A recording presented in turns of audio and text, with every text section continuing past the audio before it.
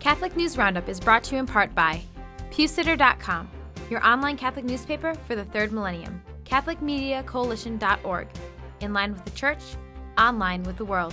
And TheAmericanCatholic.com, politics and culture from a Catholic perspective.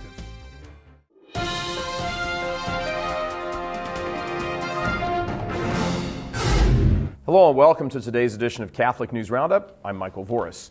Abortion milestone. Americans saw a political milestone this month as more pro-life lawmakers were elected to the House of Representatives than ever before, but the nation also quietly reached a less joyful mark. In January, the National Right to Life Committee provided a new analysis of the total number of abortions done in the 37 years since the Roe v. Wade decision. 53 million children have been killed by surgical abortion. The Supreme Court handed down its notorious ruling allowing virtually unlimited abortions at any time throughout pregnancy in January of 1973. The NRLC analysis found that 52 million unborn children had been killed in abortions as of January of this year.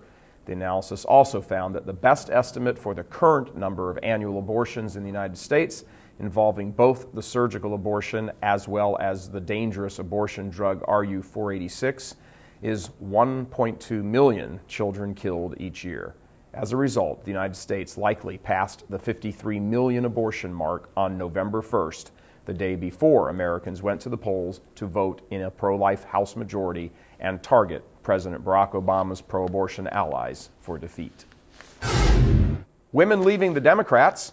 Ever since the abortion debate burst on the American political scene in 1973, women have voted more Democratic than men. They have particularly backed Democratic candidates, attracted by their pro-choice positions by between 10 and 20 points in each election. But now, the trend has stopped.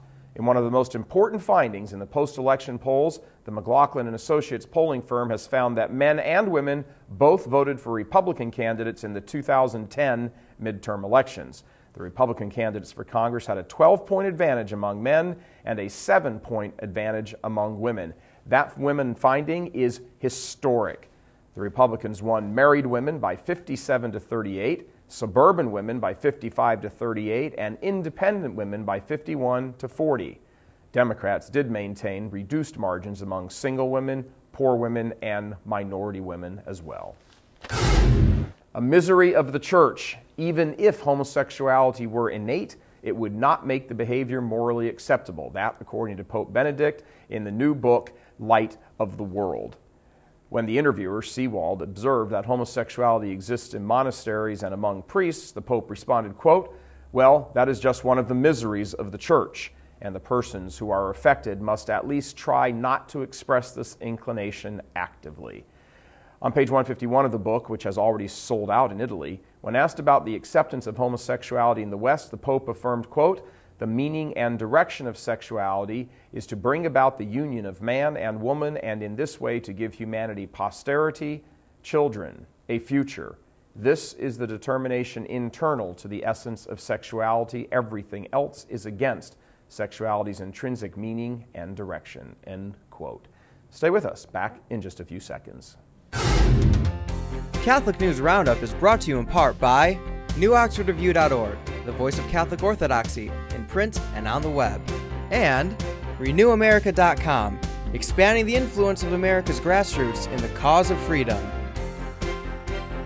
CatholicUnderground.com, the podcast about our Catholic faith and new media. CCHD woes. According to LifeSite News, despite a recent review and renewal of the U.S. Bishops' Catholic Campaign for Human Development, also known as CCHD, that designed in part to woo back bishops upset over their distribution of funds to groups advocating abortion and same-sex marriage, at least 10 bishops have again opted not to contribute to the national collection this year.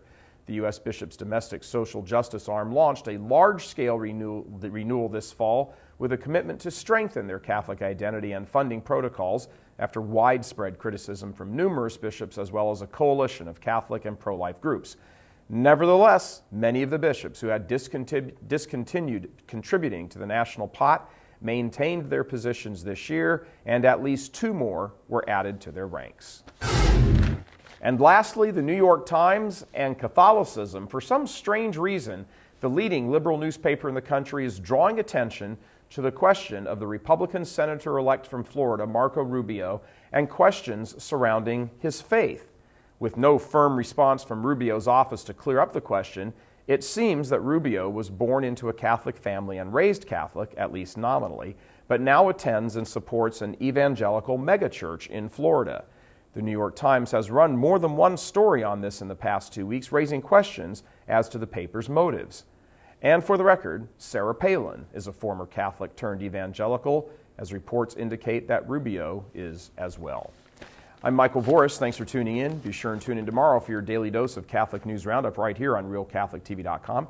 And be sure and check out the Vortex today, where we talk about theology and psychology. Thanks for tuning in. Be sure and tell all your friends about us. And as always, God bless you.